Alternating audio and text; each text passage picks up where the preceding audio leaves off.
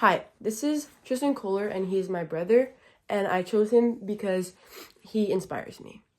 So the first question I have for you is, what inspired your passion for football? I mean, there wasn't any initial thing that inspired my passion for football. I was kind of just asked one day by my friend, like, you should join the team during COVID. I remember I was at home and it was time for signing up for your programs at school. And he asked me, he was like, Tristan, you should sign up for football. You know, it's fun. And I was like, you know what, I might as well try it out. You know, it's something fun. I saw a whole lot of other people. The cool kids at school were all playing football at that time. So I was like, I might as well join football, you know. So you just wanted to be a cool kid?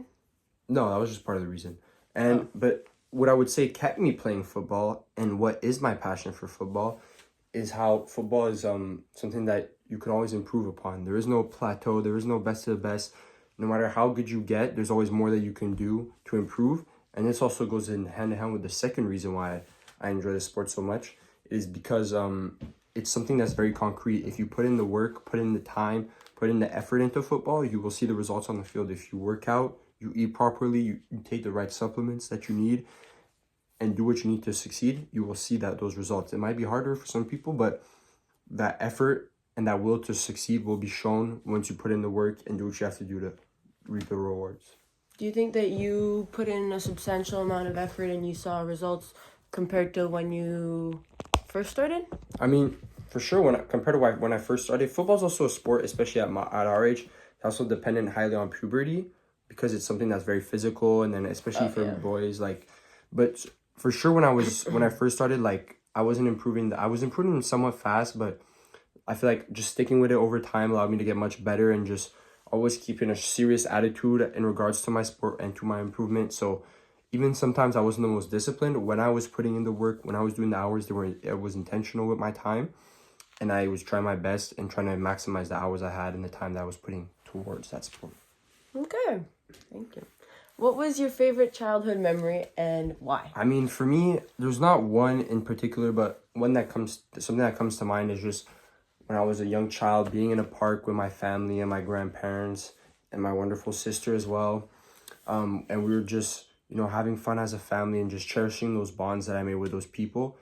And like, Wait, what almost park? this, I don't like remember. a jungle gym park? Yeah, like a jungle gym Oh, park okay, kind okay, of thing. okay, Like okay. just, So like, just like being youthful and being a Exactly, kid and having fun. something that a lot of people take for granted, Yeah, but that's true. those are important memories with important people that I just cherish and look back on. Like playing with our cousins and stuff, and Exactly, and just playing Sandman. building those bonds with our family and just, yeah. Yeah, okay.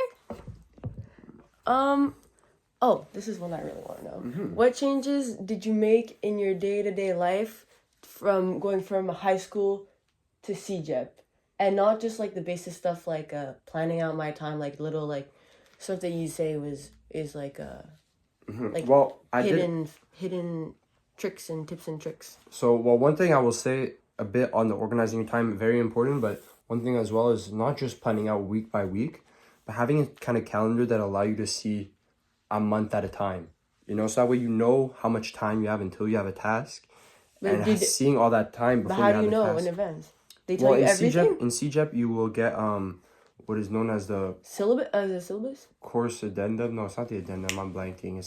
But it's a certain thing, and like usually most teachers will have like rough dates or rough estimates around when your major exams will be.